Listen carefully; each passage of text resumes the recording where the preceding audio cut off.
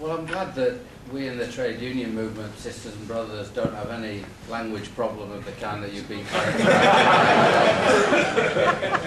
Indeed, I remember we carried a very good composite resolution on the subject.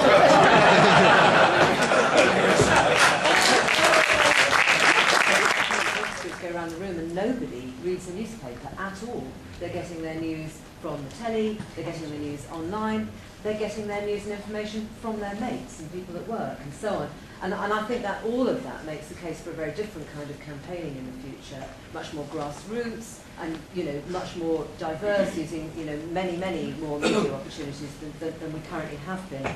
Having said that, I think, picking up on the housing point, I completely agree with how successful the right has been in using the kind of Daily Mail type of approach to demonise people in a very effective way. And I think that what works about that is picking really specific points and making them again and again and again.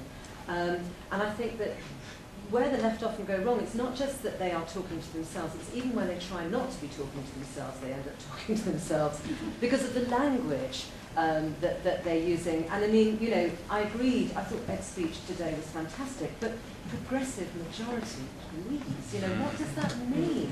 And then Douglas went on and talked about, I can't even pronounce it actually, progressivity. I mean, is that even a word? I have no idea. You know, if we use language like that, we're never ever going to communicate. We need to be really clear, we need to be really targeted, we need to be balanced. So we did a citizens' jury last summer to look at what people thought in some depth. We had 4 days with people in the Midlands looking at what they thought in a lot of depth about the situation, where they thought spending power should go and so on.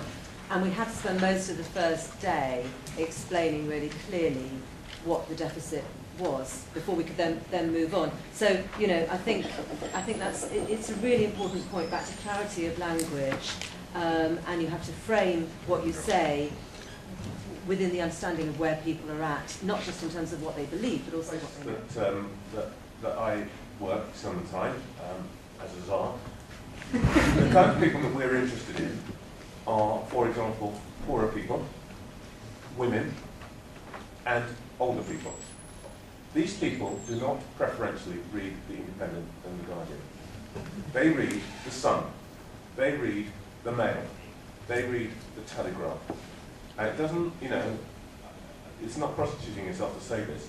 If we really want those people to understand what's going on, where their interests are, we have at least to begin to talk to them in a language and through channels that they prefer.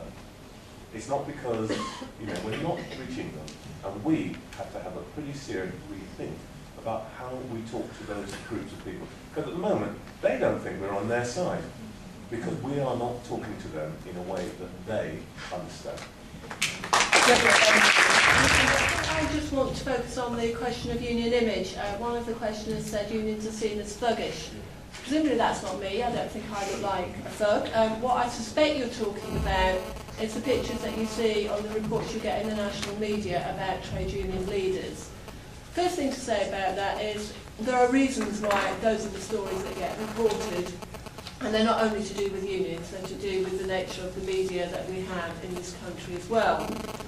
But actually, when you ask union members, and I don't know how many of you are union members, who the most important person to them in their union is, it's not their General Secretary, it's not their national officials, it's their local representative. And that's actually the lifeblood and the most important part of the trade union movement. And the union movement is far wider than you think. We engage in a far wider range of activities than you think. One of the questioners earlier on talked about learning. Well, unions have brought literally hundreds of thousands of people back into learning, people who didn't get those opportunities in earlier life. Unions are involved in green projects, are involved in bringing back women into employment, upskilling workers, and so on. So, you know, the union movement is much more wider than you think. What our polling shows is actually not antipathy to unions, but ignorance and lack of knowledge about what unions do. And, you know, that's because we haven't got enough people in trade unions, and that's a challenge to all of us in the trade union movement. Unions are accountable. We do have accountable structures. One of the other things that unions do very well is run leadership development programs for working class people.